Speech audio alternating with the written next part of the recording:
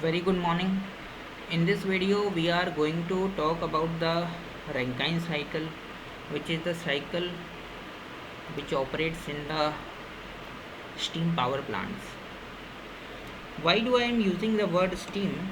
Because most of the power plants which we use nowadays, their main aim is to generate electricity with the help of gases or steam. Now, when we are using steam, the cycle which operates is the Rankine cycle. And what happens in this, we could see with the help of this diagram which is shown to us. Now we first have a turbine, which is the steam turbine. Now let me tell you what is the function of a turbine. The turbine function is to, what is the function of a turbine? The blades of the turbine are rotated with the help of steam, and which in turn produces electricity. We can also say the reason for this could be the thermodynamical work done by the system, which is nothing but the steam. The work done by the steam rotates the, this is a shaft, and these are the blades which are attached to the shaft, and they are preferably called as the moving blades, and it is they are enclosed in a casing which is having, which is also having the blades, and these blades are called as non-moving blades. This I have done in order to reveal you at least some of the details, so that you may be aware what precise, what approximately happens. Again, why the word approximately? Because exact details I may not be able to provide you in this lecture, because our aim is something different. First of all, I have discussed about some slight basics of turbine now. Now what we see, this is a section which is shown here, and it is the boiler section comprising of the three parts: superheater, evaporator and economizer. Now it is used to generate steam by boiling water. This is the water, and the water which is present in the, which is given to the which is fed up in the boiler is called as the feed water. This is feed water which is present in the, which is fed in the boiler, and after there heat is supplied to it. And what happens, the steam which is produced is used to move the blades of the turbine in the manner which I have described just now. And the condensed steam, this is related to the generator portion which produces electricity, and the portion below this, the steam which after expansion, see, one thing to note, that the steam expands as it moves through the turbine. Steam expands, expansion is there. As steam expands means the pressure is lost, pressure is reduced. When the pressure of the steam falls, reduces, it moves to the condenser. There is a condenser. See, what is a condenser? Condenser is a heat exchanger. It is going to exchange the heat of one medium with the help of some other cooling medium. Now steam which is coming out of the turbine, this is turbine, and this is the boiler or steam generator. Steam generator is a more appropriate term instead of boiler. This is the turbine. So now when this is the condenser, so the steam which is coming out, which is coming downwards towards the condenser. Now this is the, this is one fluid. Steam is one fluid which is present in the heat, in this heat exchanger, which is called the condenser. And the, what is the other fluid? The other fluid is the water from the river.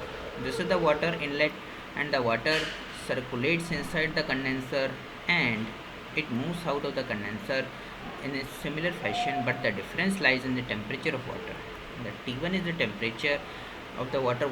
When it enters, its temperature is quite cold.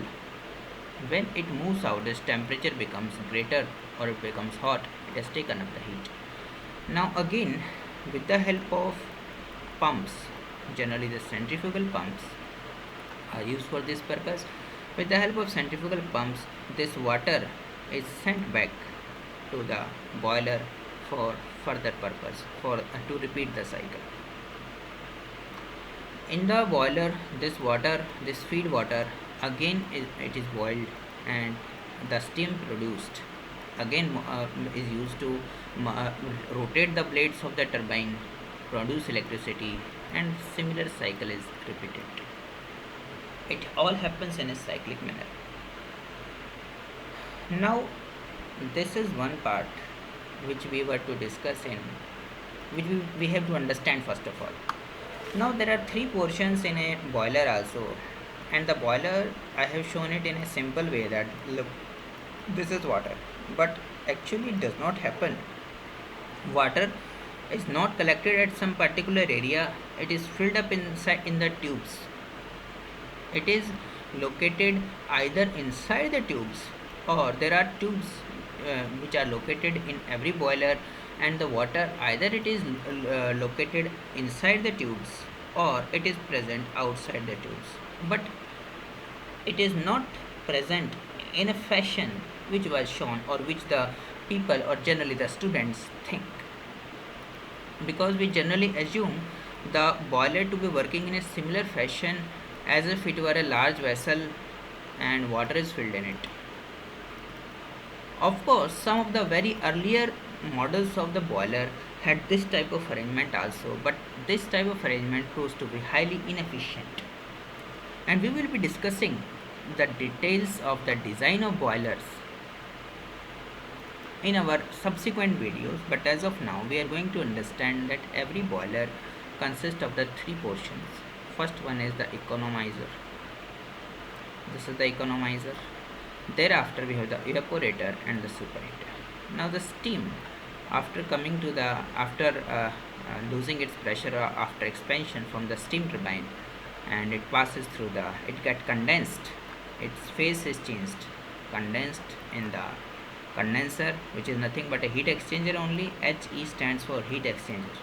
After that it is pumped again to the boiler. It goes to the economizer section. What happens there? Its temperature, the temperature of the feed water. Now after this point it has become feed water. It has become water. It has become water, phase is changed, and now it has been pumped to the boiler, and this has become and it is the feed water. Feed water means simply the water which is to be fed into the boiler. So economizer raises the temperature of the feed water up to the saturation temperature present at that particular pressure. And what is the pressure? Pressure is the pressure of the boiler pressure, PB. And after that we have the evaporator, which does the actual working of the boiler. And this is the section where this is the section of the steam generator where the steam is actually produced and the phase change actually takes place. After that we have the steam superheater, because the steam which is produced in the evaporator may not be having the enough capability, enough temperature to be used up in the steam turbine and perform sufficient amount of work. That is why the steam superheater is also used. Now we move to the next slide, and we are going to discuss in this slide certain thermodynamical aspects of which are present in the form of thermodynamic cycles. We are going to discuss them in our next video because we have the time limit also. So we are going to discuss these cycles in the next video. Thank you. Have a nice day.